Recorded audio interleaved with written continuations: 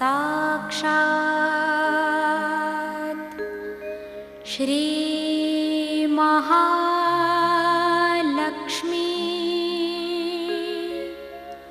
महासरस्वती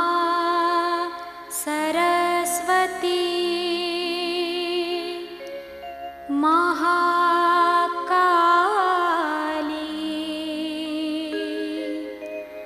त्रिगुणात्मिका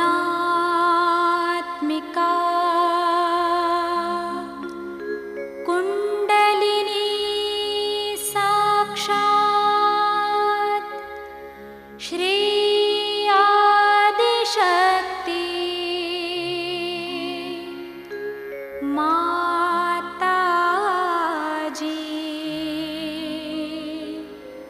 श्री निर्मला देवे नमो नमः। ॐ त्वमेव साक्षात्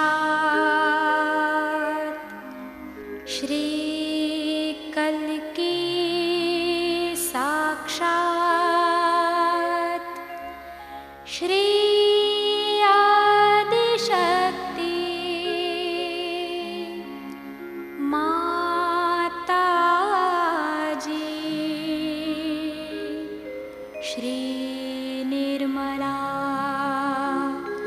देवे नमो नमः। ॐ त्वमेव साक्षात् श्री कल्की साक्षात् श्री सहस्रार स्वामिनी मोक्षप्रदायिनी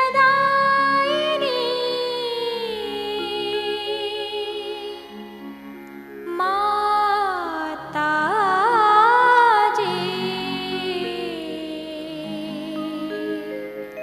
श्री निर्मला देवे नमो नमः।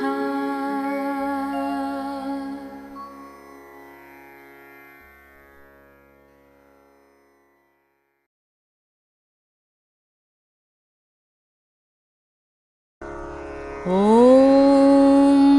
त्वमेव साक्षात् श्री सहस्रार स्वामिनी साक्षात् श्री आदिशक्ति माताजी श्री निर्मला देव्यै नमो नमः।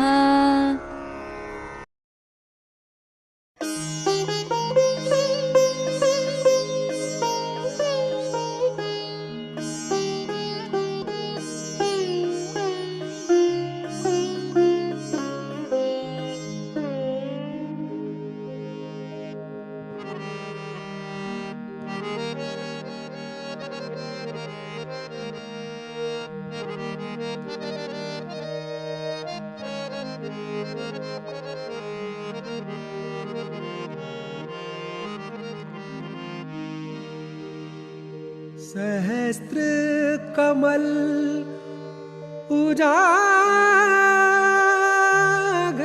है माँ, सहस्त्र कमल उजागर है माँ, सहस्त्र कमल उजागर सहस्त्र पंखुड़ियां प्लावित करना निर्मला माँ, निर्मला माँ दिल में आना रे मैया आना रे, निर्मला माँ दिल में आना रे।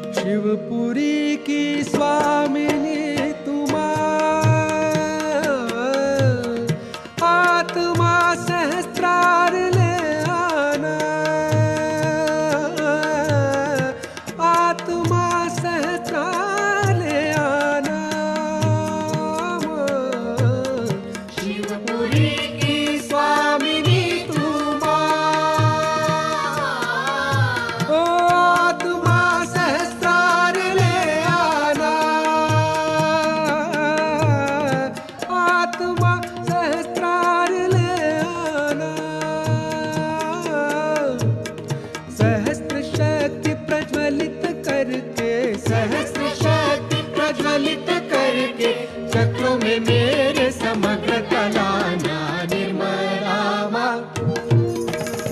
निर्मला मा दिल में आना रे मैया आना रे हृदय कमल खिलाना रे मैया आना रे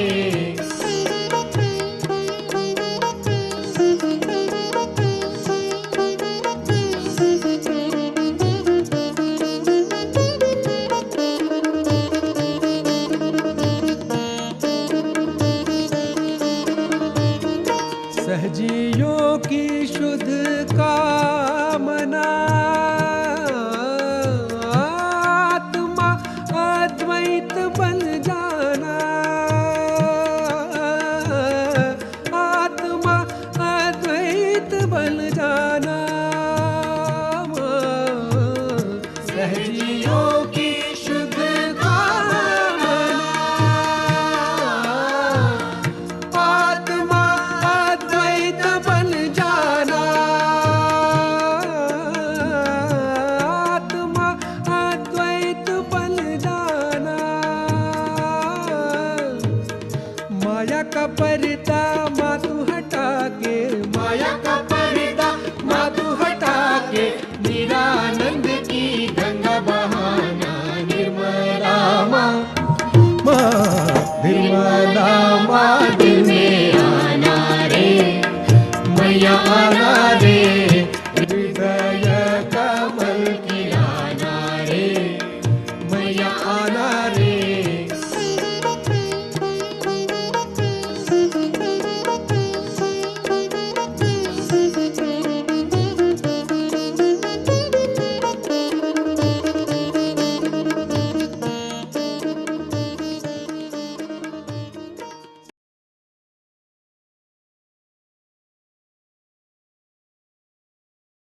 उसे समझ लेना चाहिए सहस्त्रार क्या चीज है। किसी भी अभी तक किसी भी शास्त्रों में सहस्त्रार के बारे में विशद रूप से कुछ भी वर्णित नहीं। इसकी यह वजह नहीं है कि लोग बात जानते नहीं होंगे, लेकिन पूरी तरह से सहस्त्रार खुला नहीं था तब तक, इसलिए उसके बारे में बहुत कुछ किसी ने लिखा नहीं। सहस्त्रार माने जैसे यह कली है, इसी प्रकार हमारे ब्रेन को अगर एक कमल का फूल समझे तो उसके अंदर परतन परत जैसी ये पंखुड़ियां हैं, उसी प्रकार एक एक अलग अलग स्तर बना हुआ है। और ये स्तर एक ही उससे बना नहीं। आप जानते हैं कि दो मैटर अपने व्हाइट मैटर ग्रे मैटर दो चीज होती है। जैसे आप इसमें भी देख सकते हैं कि दो हैं।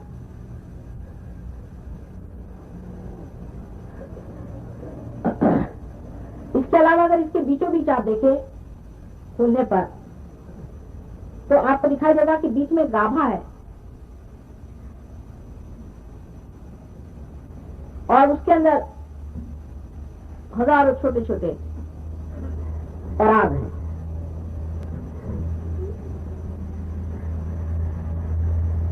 इसी प्रकार हमारा जो ब्रेन है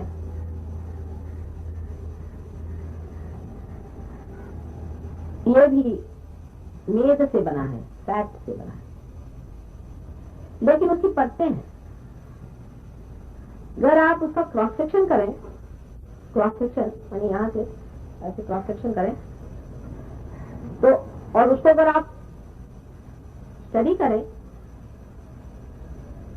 तो आपको आश्चर्य होगा कि उसके अंदर ये एक एक परत आपको दिखाई देती, जैसे कि कमल के पुष्प को, कमल की पंखुड़ियां जैसे वैसे दिखाई देता है एकदम। लेकिन डॉक्टरों का कभी कविता से संबंध नहीं रहा तो वो इस तरह का कंपैरिजन नहीं सोचते। डॉक्टर लोग कविता के दुश्मनी होते हैं अधिकतर, इसलिए ये चीज उनकी दिखाई नहीं देती। पर परमात्मा तो सम्यक है, इंटीग्रेटेड है, वो काव्यमय भी है और क्रिएटिव भी है। तो उन्होंने ब्रेन भी बड़ा सुंदर कमल के जैसा बना और उसके जो दल हैं, जिसे मैंने स्तर कहे, ये दल जिसे पंखुड़ियों को दल कहते हैं, वो 1000 दल है, सहस्त्रार। और उन हर एक दल के अंदर मध्य में शक्ति का सूत्र है।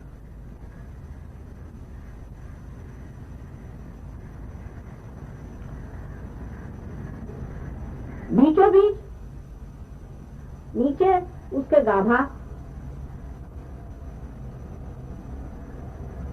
और गाभा में पराग है।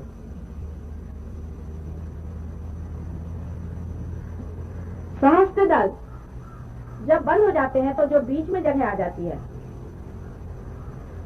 वो खाली जगह है, वो जगह खाली है। लेकिन चित्त इतना नहीं हिलाती, जरा शांति से बैठो। और रुमाल गिर गया तो उसे क्या बात करते हो, उसमें आपके सब खोल रही हूँ ना, अब सहस्त्र दल खोल रही हूँ आपके, मैं उस वक्त बोल भी रही हूँ, ये मेरी संकल्प शक्ति से मैं कर रही हूँ ना, अभी मेहनत जरा। तो आप इस वक्त में इधर उधर की चीजें करना चाहिए, फट से उठ के इधर आंख नहीं घुमाए, आंख स्टेडी रखो, बस इतना जरूर सहयोग में करना पड़ता है। और नहीं तो आंख बंद कर लीजिए, अगर आपका चित्त जाता हो आंख बंद कर। अच्छा, अब इसके बीचों बीच जो गाभा है, उस गाभा के अंदर मैंने समझ लीजिए कि नीचे में तो एक जैसे कोई पलंग बिछा हो गोल सा, और उसके ऊपर जो जगह है वो खाली जगह है। इस जगह को डॉक्टर लोग लिम्बिक एरिया कहते हैं, लिम्बिक एरिया। इस जगह जो पराग है वो हमारे शरीर में जो 1000 चक्र हैं, मैंने तो आपको 7 चक्र बताया, 7 चक्र जागने से ही पार आदमी हो जाता है। उसमें से भी 9 चक्र तो वैसे भी, चंद्र सूर्य तो और मिला लीजिए तो वैसे भी 9 चक्र, लेकिन 1000 चक्र आपके शरीर में है, वो भी जागरूक नहीं हुए, हो जाएंगे धीरे धीरे, कोई ऐसी घबराने की बात। तो ये सारे 1000 जो चक्र हैं वो इस गाभा में जो कि बेड है उस पर रखे हुए हैं, और उसके ऊपर ये लिम्बिक एरिया। उसमें से जो मेन 7 चक्र हैं, इसको क्या आप जानते हैं, मेन 7 चक्र आपके अंदर में है, उनकी सीट्स वहां पर है। वैसे ही जितने भी 1000 चक्र हैं उनकी भी सीट्स वहां पे, कुल मिला के 1000 चक्र हैं। उसमें से जो 7 चक्र हैं वो मुख्य मानते हैं, उसके फिर सब प्लेक्ससेस हैं, पर काफी वो लंबी चौड़ी बात होगी। अब देखिए कि कैसे चक्र बने हैं 7 हमारे अंदर, यहाँ से दिखाया जाए, बाहर उसका कहाँ ये आता है वो देखना चाहिए। ये तो आप जानते हैं, पीछे से ले तो पहले ये जो है एक ये आज्ञा चक्र है, ये तो आप जानते हैं। अच्छा, इसके पीछे में यहाँ पर मूलाधार 2 हो गए, तीसरे पीछे में यहाँ पर स्वादिष्ठान चक्र, उसके ऊपर में नाभि चक्र है, उसके ऊपर में हृदय चक्र है, यहाँ पर कृष्ण का चक्र है।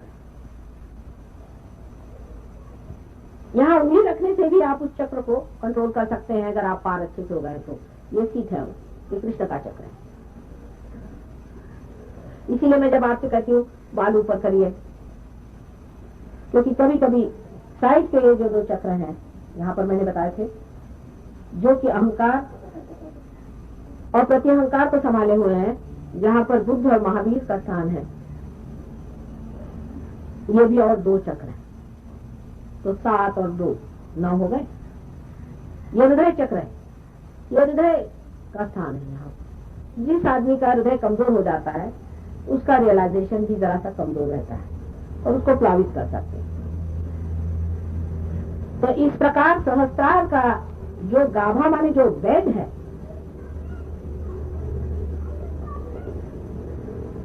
तो उस बेड के अंदर ये 1000 चक्रों की सीट है, और वो 1000 चक्र जो हैं वो हमारे इन 1000 परतों को भी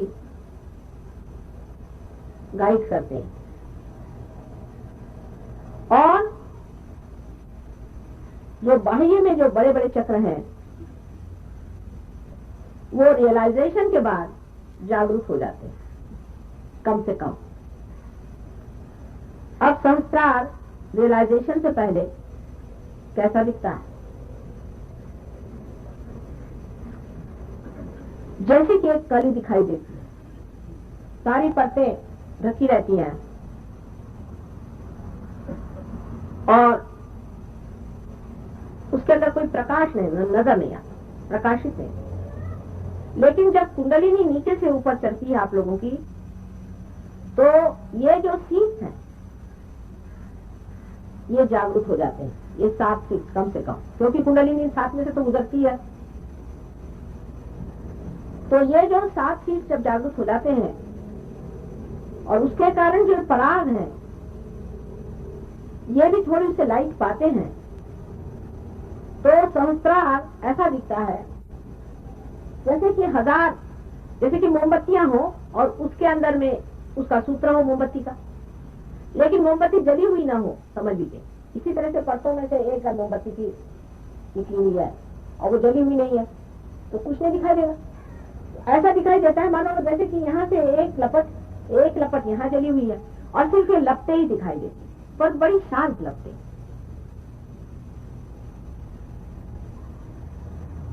बाइबल में कहा है, I will appear before you like tongues of flame. तो उस तरह से लपकती हुई जीवंत ऐसी लपकती, बड़ी सुंदर और अनेक रंगों की होती है, विशेषकर 7 मेन रंगों की होती है। और सहस्त्रार इस तरह से खुलता है और इस तरह से खुल जाता है और कुंडलिनी उनके बीच में से निकल करके और ऊपर जाके इसे यहाँ पर आपके अगर जब कभी कोई लोग आते हैं जिनके बाल कम होते हैं तो आप देख सकते हैं कि पहले नाभि में यहाँ छेद होता है, क्योंकि नाभि से उठती है ना कुंडलिनी, उसके आगे इधर छेद होता है, फिर इधर होता है, फिर तालू में आता है और तालू में एकदम से ऐसा डिप्रेशन हो जाता है। और जो रियलाइज सोल होते हैं उनके यहाँ डिप्रेशन रहता है, जैसे बच्चों की तालू होती है, उसको बनाए रखना चाहिए। वो मैं बताऊंगी बाद में कि कैसे बनाना है। इस प्रकार सहस्त्रार जागृत होते हैं। अब आगे की बात बहुत सामान्य की है। मनुष्य में उसका हृदय एक तरफ है, उसका ब्रेन दूसरी तरफ है, उसका लिवर तीसरी तरफ है।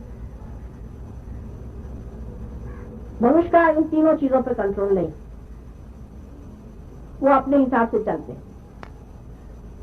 अब मनुष्य का हृदय चाहेगा कि ये चीज खा ले,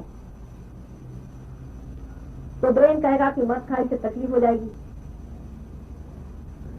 और खाने के बाद लीवर कहेगा कि बेकार की चीज खा ली, उसको उठा के फेंक देगा।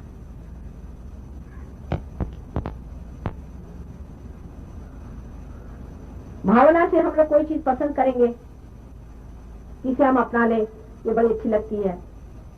पाश्चिमात्य देशों में तो यही एक क्राइटेरिया है, यही एक तरीका है जानने का प्रमाण है। आई लाइक इट, फिर आप यू लाइक इट, तो फिर हो गया वो, उसके बाद आगे कोई सवाल नहीं होता। बट आई लाइक इट, हो गया काम खत्म। आए बड़ा भारी आए है वहां, उसकी वजह से मुश्किल यह है कि आई लाइक इट, तो जो उनके मन में आएगा वो करेंगे। पुट योर अटेंशन है वर्किंग। और जब वो आई शुरू हो गया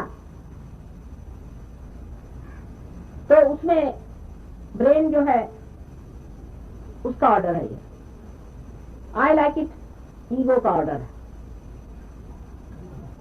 हृदय का नहीं हुआ।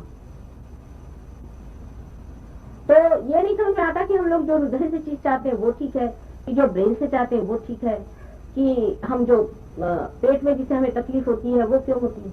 ये 3 चीज मनुष्य को समझ में नहीं आती है कि किस तरह से इसको समझा जाए कि ये चीज हमारे लिए वाकई ठीक है या गलत है।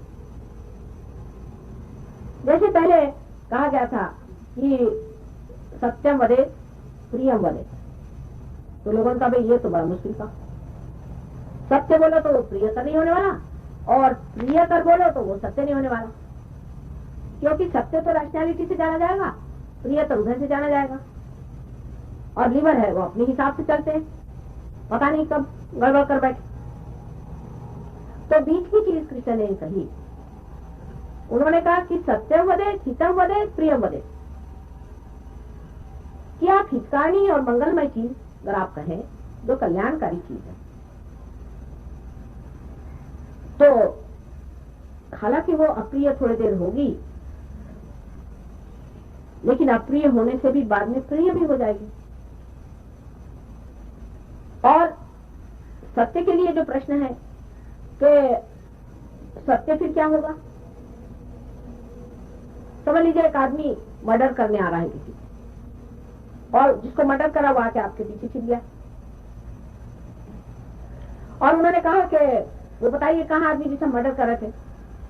अब सत्य तो यह है कि आप जानते हैं कि वो पीछे छिपा है, क्या उसे बता देना सत्य है?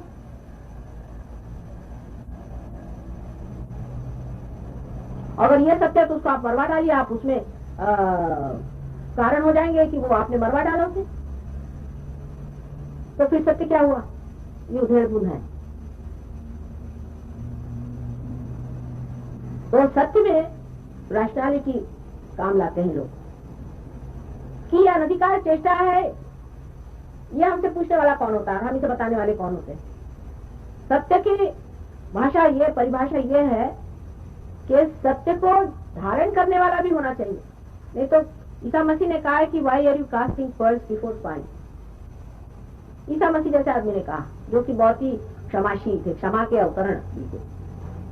उन्होंने भी कहा कि इन बददिमाग लोगों के सामने में अपने वचन, शुभ वचन सुनाने से फायदा। सत्य जो है वो भी बड़ा तौल के कहा जाता है, यही रैशनैलिटी का फायदा होता है। पर रैशनैलिटी में भी अगर विजडम नहीं हो तो वो भी बारीकी खत्म हो जाती है। जिसको विजडम होती है वो सत्य को कहता तो बहुत जोर से ही है, लेकिन वो तोलते रहता है, और वो सत्य इस तरह से कहता है कि वो कुछ घर कर जाए इंसान, नहीं तो बेकार ही। ऐसे सत्य को फेंकने से फायदा क्या? तो अब प्रश्न यह है कि इन तीनों का मेल बैठे तो बैठे कैसे? यानी हमारा मेंटल बीइंग जो है, हमारा इमोशनल बीइंग जो है, फिजिकल बीइंग जो है, और अंत में जो हमारा स्पिरिचुअल बीइंग है, ये चारों को हम किस तरह से सेटिस्फाई करें? क्योंकि हमारे अंदर समग्रता नहीं। समग्रता माने सबका जो अग्र होता है, माने अगर आप 10 सुइयां ले लें और उसके अगर 10 छेद हैं तो उसमें से बराबर जब सूत्र निकलता है तो समग्र होता है। तो इंटीग्रेशन हमारे अंदर नहीं है, हमारे अंदर ही, हमारे बीइंग में इंटीग्रेशन नहीं है। हमारा एक हाथ ये चाहता है, दूसरा हाथ दूसरा चाहता है, आंख एक चीज चाहती है, बुद्धि दूसरी चीज चाहती है, अहंकार तीसरी चीज चाहती है, प्रत्यहंकार चौथी। तो हम लोग जैसे कि एक बिंदु पर बहुत सारे फोर्सेस उसको खींचे तो वो कहीं जाएगी नहीं, उसका कोई प्रोग्रेस ही नहीं हो सकता, और वो छिन्न भिन्न हो जाएगी। तो इसके लिए परमात्मा ने एक व्यवस्था बड़ी अच्छी करी है हमारे अंदर कि जब तक आपका रियलाइजेशन नहीं हुआ, आपका इंटीग्रेशन नहीं होता, तो तब तक क्या व्यवस्था होनी चाहिए। तो उन्होंने नीचे से चारों तरफ से तो खींच लिया और बीच में से एक टेकू लगा दिया, जैसे ये पेंडोल लगा है। एक पॉइंट को खूब तरह से खींच करके बीच में से अगर आप टेकू लगा दीजिए तो किस तरह से एक पेंडोल बन जाता है या एक तंबू बन जाता है। ऐसे ही मनुष्य बन जाता है जब वो धर्म के सहारा लेकर खड़ा होता है। जब तक आप पार नहीं होते तब तक आप इस तंबू के जैसे बने रहें, न ज्यादा इधर दौड़े न ज्यादा उधर दौड़े, बीचों बीच स्थित होकर के रहें। और जब आपका जागरण कुंडलिनी का होता है तो बहुत ही आसान हो जाता है, क्योंकि न तो आप इधर गए न उधर की हवा में डोले हुए हैं। एकदम से छेद करके कुंडलिनी जब ऊपर चली जाती तो ये ऐसा पूरा की पूरा आकाश बहुत सुंदरता से खुल जाता है। तब आप पूरी तरह से इंटीग्रेट हो जाते हैं, क्योंकि आपके ये जितने भी चक्र मैंने बताए हैं, इसके अंदर से, इसके अग्र के अंदर से आपका सूत्र दौड़ता है। और जब ये सूत्र अंदर से दौड़ता है तो जो चित्त आपके पेट में है उस चित्त को अपने साथ अपने सर पे लेकर के दौड़ता है। अगर आपको किसी छेद में से कपड़ा घुसाना हो तो आप इस कपड़े के अंदर में सुई लगा करके या कोई चीज लगा के और इसको उसके अंदर से घुसा देते हैं। इसी वक्त आपका चित्त स्वयं ही उस कुंडलिनी पर बैठ करके और ऊपर आ जाता है, और फिर जो सर्वव्यापी शक्ति है उससे एकाकार हो जाता है।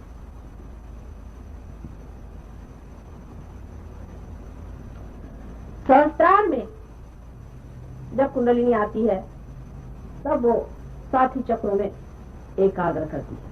तो सहस्त्रार का गुरु मंत्र है एकाग्रता, समग्रता, समग्रता, इंटीग्रेशन।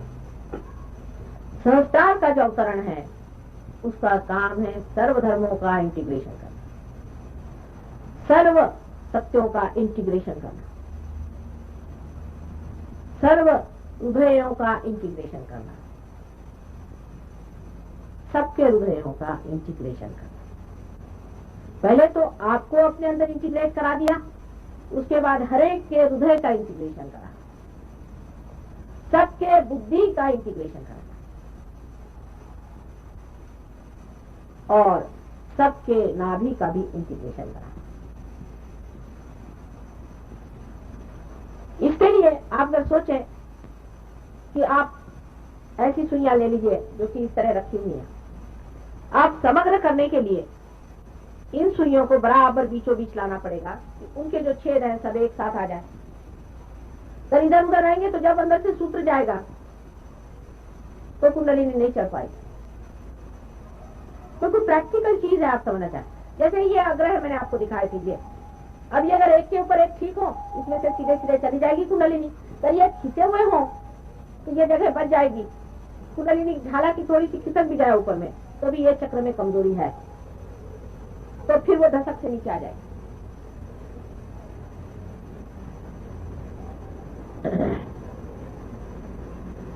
सहस्त्रार का जो काम है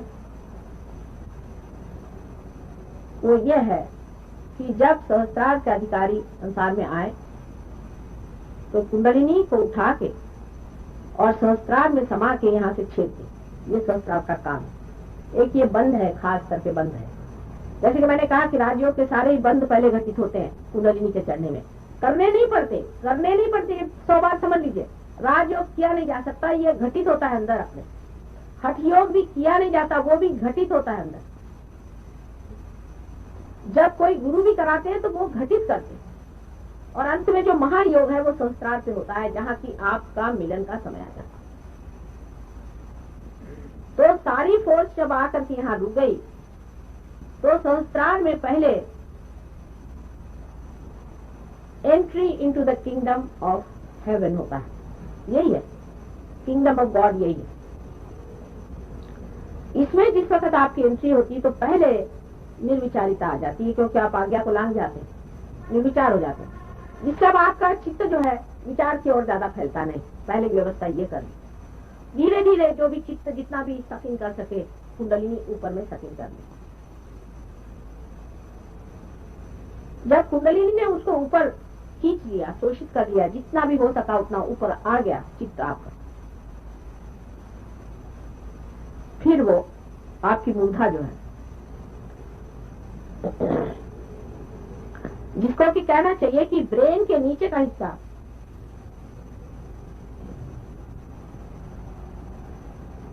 उसको शांत करती है थोड़ी कुंडलिनी सबसे पहले। और उस मूर्धा से हमारी जो दोनों ये नाड़ियां हैं जिनको कि ईड़ा और पिंगला कहते हैं, उसमें थोड़ी बरसती है कुंडलिनी। सब में नहीं होता, बहुतों में होता है। उसकी वजह यह कि जिनकी ईड़ा या पिंगला नाड़ी नादुरुस्त हो या बहुत कार्यान्वित हो, मैंने सिंपैथेटिक जिनका बहुत चला है, तो उनके खींचे रहते हैं ऐसे ऐसी चीज। तो कुंडलिनी मूर्धा पे आकर के, मूर्धा नीचे की प्लेट है, आज्ञा में क्रॉस करने से पहले की बात, कुंडलिनी यहाँ पर झाड़ जाती है। तो आदमी को ऐसा लगता है जरा आंख थोड़ी बोझिल हो रही है, थोड़ा जरा रिलैक्सेशन सा लगता है कि जैसे जरा सी नींद सी आ रही है, ऐसा लगता है शुरू में। अगर किसी की बहुत ही ज्यादा बोझिल हो तो ज्यादा नींद सी लगेगी। फिर वो इधर छा जाती, छाने के बाद ये जो दोनों नाड़ियां हैं ये हल्की होने लग जाती। और हल्की होने का मतलब यह है कि इन नाड़ियों पे आने पर इनके जो अग्र हैं वो ठीक होने लग जाते हैं धीरे धीरे।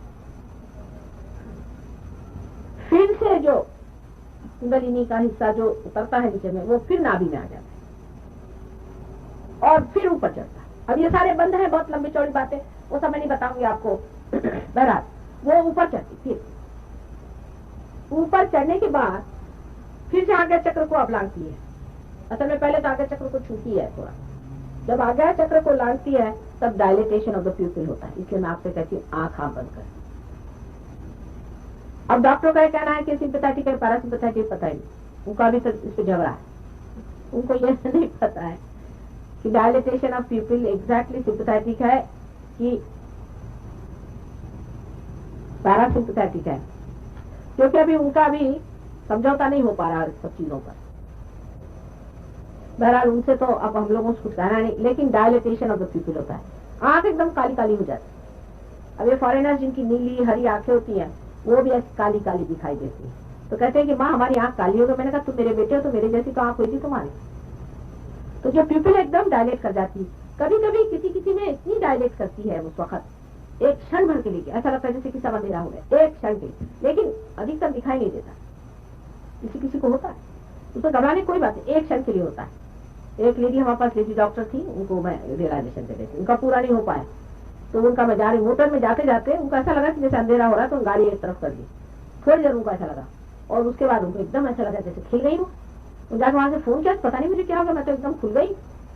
तो ऐसा मुझे रास्ते में हुआ था, माँ वो क्यों? तो मैंने कहा कि डायलिटेशन ऑफ द प्यूपिल हो गया था तुम्हारा, और आंखें इसीलिए मैं कहती थी बंद कर दीजिए। क्योंकि कुंडलिनी बेचारी रुकती है, वो इतना सोचती है, वो जानती है सब कुछ, इनकी आंख खुली है तो अभी जरा रुक के खुली तो इनके एकदम से आंख में जाएगा तो घबरा न जाए।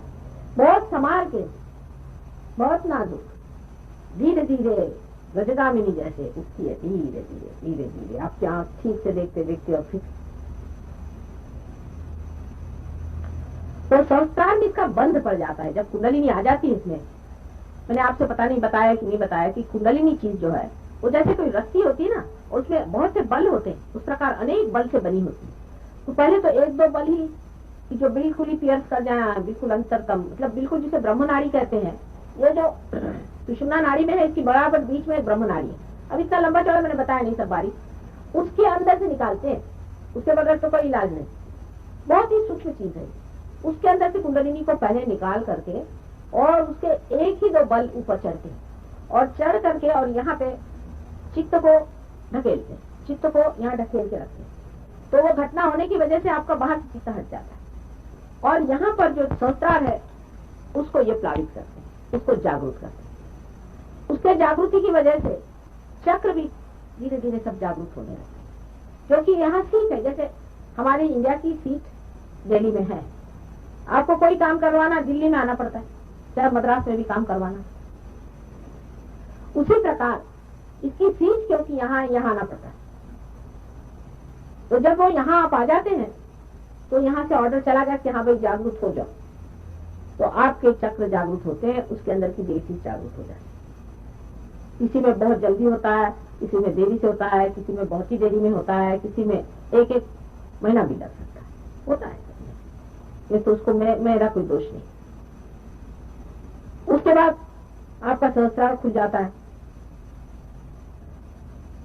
तो वो भी तभी खुलता है जब आपके अंदर संचित इतना चित्त हो जाए। इसीलिए मैं कहती हूँ कि आंख इधर उधर मत घुमाई, क्योंकि आंख के कारण आपका जो चित्त है उधर उधर विचलित होता है। अगर आप मेरे और देखते रहे तो मेरे अंदर से वो बढ़ रही आवाज आ रही है, चैतन्य आ रहा है ना, आपके आंखों से भी चैतन्य जाता है, और उससे आपके बड़ी चीजों है शांत होते हैं।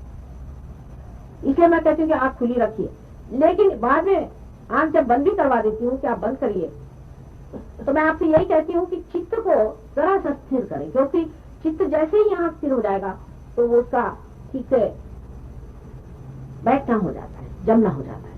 उसके प्रेशर से, माने ये चीज जो है मैकेनिकल नहीं, ये चीज सब समझती है कुंडलिनी, ये ऑर्गेनाइज करती है, ये जागरूक करती है, और ये आपको प्यार करती है। ये प्रेम की शक्ति, जैसे आपकी माँ की प्रेम की शक्ति होती है ना, उसके 1000 गुना ज्यादा या करोड़ गुना ज्यादा ये प्रेम की शक्ति आपके अंदर है। तो ये सब कुछ बहुत सूझबूझ समझ से सारा, और आपको पुनर्जन्म देती है। पर संस्कार का हाथ इससे सबसे बड़ा इसमें यह है कि 7 चक्रों का समग्र इसमें जागृति होती है, संस्कार पे समग्र जागृति होती है। माने एक सात आदमी काम कर रहे हैं, अब 7 तरह के कर रहे हैं, कोई चीज बनेगी? आपको मकान बनाना है, समझ सीमेंट चाहिए, लकड़ी चाहिए, पत्थर चाहिए, उसके लिए और भी जो कुछ चीजें चाहिए। अब आप 7 चीजें अलग अलग रख दीजिए तो उसका कोई अर्थ नहीं है। उन 7 चीजों को मेल कराना, उनको कोऑर्डिनेट कराना, उनको ऑर्गेनाइज करना, और अंत में जब ऐसा पूरी तरह से स्थिति हो जाए, इतना चित्त जब वहां पहुंच जाए, उस वक्त सहस्त्रार को खोल देना, ये काम सहस्त्रार करता है। सहस्त्रार के देवता जो हैं वो निष्कलंक है, उनका नाम निष्कलंक है। उनको कल्कि भी लोग कहते हैं। कल्कि अवतरण भी आने वाला है। कल्कि अवतरण महाविष्णु का अवतरण है, मतलब विष्णु प्रिंसिपल पे ही है। विष्णु प्रिंसिपल माने इवोल्यूशनरी है, और इवोल्यूशन में 2 अंत होता है। इवोल्यूशन में हमेशा सृजन होता है और फिर संहार होता है। जैसे पहले हमारे बहुत बड़े बड़े एनिमल्स थे, मैमथ वगैरह आपने नाम सुने हैं, उनमें से हाथी भी था। तो हाथी का इवोल्यूशन हो गया, हाथी को बचा लिया गया, क्योंकि उसको पाया कि ये ठीक है, ना बहुत बड़ा है और ना बेकार है, उसको बचाया। आप गजेंद्र मोक्ष के बारे में पढ़े होंगे, विष्णु जी ने बचाया, पता नहीं कितने लोग पढ़ते कि नहीं। वो जगह भी यहाँ गंडक के किनारे बड़ी सुंदर बनी हुई, कभी आपका मौका लगे तो जाके देखिए, पास ही में है, बहुत सुंदर जगह है, जहाँ वाल्मीकि जी के पास सीता जी जाके रही थी। बहुत सुंदर जगह है, देखने लायक है। वाल्मीकि नगर नाम की जगह है बिहार में, वहाँ गजेंद्र मोक्ष हुआ था। वो गजेंद्र मोक्ष जो है वो उस चीज क्या दिलाता है जहाँ विष्णु जी ने इन बड़े बड़े जानवरों में से सिर्फ हाथी को बचाया, और बाकी सब जानवरों को नष्ट करना पड़ा क्योंकि वो जरूरत से ज्यादा बड़े हो गए। तो हमेशा आप देखते हैं कि पेड़ में भी जब पेड़ का फूल बन गया, फूल का जब फल बना तो उसमें से कुछ चीज झड़ गई, कुछ चीज का फल बना, कुछ चीज जरूर झड़ जाती है और कुछ चीज फलित हो जाती है। इसी प्रकार है सहयोग में अभी फल लगने की बात है। अभी फल लग गए, अब जो कुछ इसमें का वेस्ट है और यूजलेस है, या जो कुछ भी हानिकारक है, उस सबको तो निकाल देना पड़ेगा, झाड़ना पड़ेगा। जैसे गेहूं होता है, पहले गेहूं के बाल पकने तक तो उसको हम लोग ऐसे ही रखते हैं। जब उसके बाल पक गए, धूप में सब ठीक ठाक हो गया, पूरी तरह से अलग हो गए, तब आप जानते हैं कि उसको हम कैसे अलग कर देते हैं। जब हवा चलती है तो भैया उसमें पकड़ते हैं और गेहूं अलग हो जाता है और उसके ऊपर का छिलका अलग हो जाता है। ये तो आप रोजमर्रा देखते हैं। तो वो जो घटना है, वो घटना घटित होगी जब कल की अवतरण होगा। उस वक्त वो आपको रियलाइजेशन नहीं देंगे, कोई आपको बात नहीं समझाएंगे। मेरे जैसे कोई नहीं काम करने वाले, वो उनके पास फुर्सत नहीं होने वाली। वो तो बस लेकर के एकादश रुद्र, जो मैंने कहा थी 11 रुद्र अवतरण उनमें है। रुद्र का मतलब होता है विध्वंसक शक्ति, शिव की। तो उनकी 11 विध्वंसक शक्तियां हैं, वो जागरूक करके वो संसार में आएंगे और वो नष्ट करेंगे जितनी भी व्यर्थ चीजें हैं, उनको उनकी जगह पे बिठा देंगे, और जो विध्वंसक शक्तियां जितनी भी हैं उनको पूरी तरह से नष्ट कर, और इस तरह से संसार में राम राज्य स्थापित होगा, जिसे हम कहते हैं कि परमात्मा का साम्राज्य, दाई किंगडम कम। सब लोग रियलाइज सोल्स होंगे, वो सामूहिक चेतना से प्लावित होंगे, उसी से वो कार्यान्वित होंगे, उसी से वो काम करेंगे। तो अब इसकी आखिरी स्टेज आप लोगों के सामने इस वक्त में है। यह सिर्फ हमारी सामाजिक या राजकीय या हमारी काल की गति ठीक करने वाला नहीं है, लेकिन संपूर्ण विश्व का जो कुछ भी सृजन क्रिएशन हुआ है, उसकी आखिरी यह अब समय आ गया है कि इस वक्त वो उस चीज को प्राप्त करे जिसकी ये सारा विश्व बनाया जाता है। जैसे घड़ा बनाया जाता है तो उसका जो कुछ भी व्यर्थ का है वो निकाल दिया जाता है, उसी प्रकार जो कुछ भी व्यर्थ का है, जो कुछ भी हानिकारक, विध्वंसक, जो भी परमात्मा के विरोध में, जो भी दुखदायी, सब कुछ नष्ट कर दिया जाए। इसीलिए मैं एक माँ हूँ और माँ अपने बच्चे के लिए हमेशा ये सोचती है कि उसे कल्याण और मंगल मिले, और अगर वो इसको प्रदान करने वाली हुई तो चाहती कि जो कुछ मेरा पुण्य है, जो कुछ भी मेरे पास है, सब मेरे बच्चे ले लें, सब कुछ ले लें, लेकिन अपना पूरा पा ले। माँ की शक्ति बच्चों में ही पनपती है, उसको अपनी शक्ति से कोई मतलब नहीं, उसको अपने बच्चों की शक्ति पे गर्व होता है और अपने बच्चों की शक्ति में ही वो समाई हुई होती है और उसका अस्तित्व ही नहीं होता। अगर आप लोग नहीं है तो हम नहीं है, आप लोग हैं तो हम हैं, ऐसी चीज नहीं तो हम बिल्कुल बुलबुला है, हमारा कोई भी अर्थ नहीं है, बस आए और ऐसे गायब हो जाएंगे, कुछ इसका अर्थ ही नहीं मानव देह का, आप हैं इसका अर्थ। जैसे एक माचिस की तीली होती है, उसका अर्थ यही होता है कि कितने दीप उसने जलाए, और उसका कोई अर्थ नहीं रहता।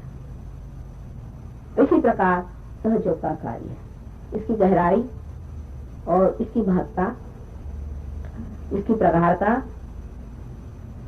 और इसकी दैवी शक्ति देख करके आपको पता होना चाहिए कि जो आपने पाया है ये अमूल्य है, क्योंकि माँ से सहज में कोई चीज मिल जाती है, लोग इसका विचार नहीं करते। विशेषकर मेरे रहते हुए बहुत जोर से ये घटना होती है। अभी यही बैठी हुई यहाँ पर लोग ये कह रही थी कि मुझे पहले दिन इतने जोर से मेरी कुंडलिनी खड़ी हुई और पूरी रात में आनंद में हो गई, और ये हुआ फिर अभी पढ़ाई है नीचे हुई। ये भी होता है। तो तुम कहोगे कि माँ ये तुमने क्या किया? तो अपनी संकल्प शक्ति से हमने अपनी ही कुंडलिनी पर आपको बिठा करके, अपने हृदय में आपको जन्म देके और आपके संस्कार से हमने आपको असल में पूरा जन्म दिया है। जैसे कि माँ अपने ओठ में बच्चे को पनपाती है और उसके बाद उसे जन्म देती है, उसी प्रकार सहस्त्रार से आपको जन्म दिया हुआ है। और इतनी सर्वव्यापी घटना है कि फोटो पर भी घटित होती है। आश्चर्य की बात है कि हमारे फोटो में भी इतने वाइब्रेशंस हैं। आश्चर्य की बात तो है, और ये साइंस का मैं बड़ा उपकार मानती हूँ। यहाँ तक कि इसमें से जो बोलती हूँ ये भी मेरे वाइब्रेशंस पीछे चले जा रहे हैं। बहुत बार आपके चक्र पकड़ते तो इसमें मैं ऐसा लगा देती हूँ ना आज्ञा को, तो आपकी आज्ञा छूटती है। देखिए साइंस इसीलिए बनाया गया था कि सहयोग के लिए उपयोगी हो। अगर टीवी में आप हमें बिठा दें टीवी पर और लोग हमारे और हाथ करें तो न जाने कितने लोग पार हो जाए। और ऐसे दिन कब आएंगे पता नहीं कि टीवी वाले कहें कि अच्छा माँ बैठी हम आपसे वाइब्रेशन लें। बहुत मुश्किल काम। वो तो कभी मेरे को बुलाते भी नहीं, और लोगों ने कोशिश की तो वो तो कहते कि अरे ऐसे बहुत चालू लोग आते रहते हैं। एक हमारी शिष्या है, वो बेचारी अभी आई थी इंग्लैंड, तो उनको टीवी वाले उनके पीछे पड़े थे, वो कुछ पेंटर वेंटर है, तो उन्होंने कहा कि यहाँ इतनी बड़ी शक्ति बैठी तो मेरे पीछे इतने कार को पड़े, उनके कुछ कराओ। उनका कौन है क्या पूछा करें, अरे ऐसे यहाँ बहुत आ गए और चले गए, और सब दुष्टों के उन्होंने करवाए प्रोग्राम, लेकिन मेरा प्रोग्राम नहीं करवाते। तो सत्य के पीछे में एक ये भी बड़ा दोष होता है कि जब तक आदमी पॉजिटिविटी में बहुत सब नहीं आ जाते तब तक सत्य का प्रकाश भी नहीं आता, क्योंकि तो रिफ्लेक्शन है ना। अगर पत्थर हो तो उस पर सूरज पड़ के भी क्या करेगा, अगर हाँ आप में शीशा हो तो उसका प्रकाश आएगा बाहर। तो पहला काम मैंने ये कहा कि चलो सबसे पहले शीशे बनाना शुरू करो। अब आपके दिल्ली शहर में बहुत से लोग पार हो गए, बहुत।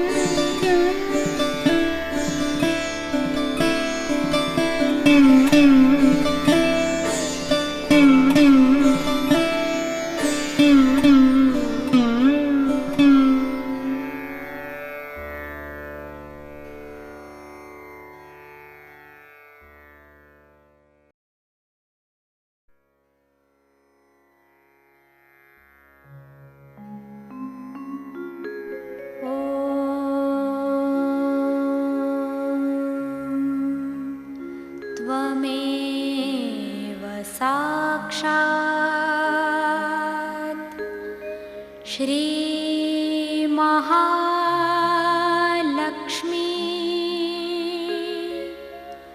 महासरस्वती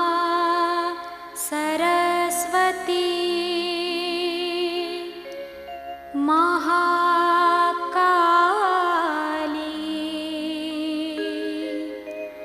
त्रिगुणात्मिका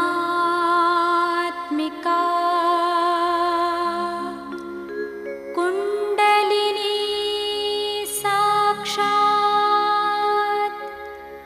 श्री आदिशक्ति माताजी श्री निर्मला देवे नमो नमः। ॐ त्वमेव साक्षात् श्री कल्की साक्षात् श्री आदिशक्ति माताजी श्री निर्मला देवे नमो नमः। ॐ त्वमेव साक्षात् श्री कल्की साक्षात् श्री सहस्रार स्वामिनी मोक्षप्रदायिनी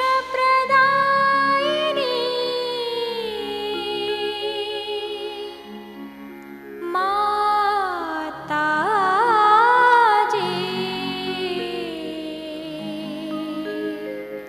श्री निर्मला देवे नमो नमः। श्री निर्मला देवे नमो नमः। श्री निर्मला देवे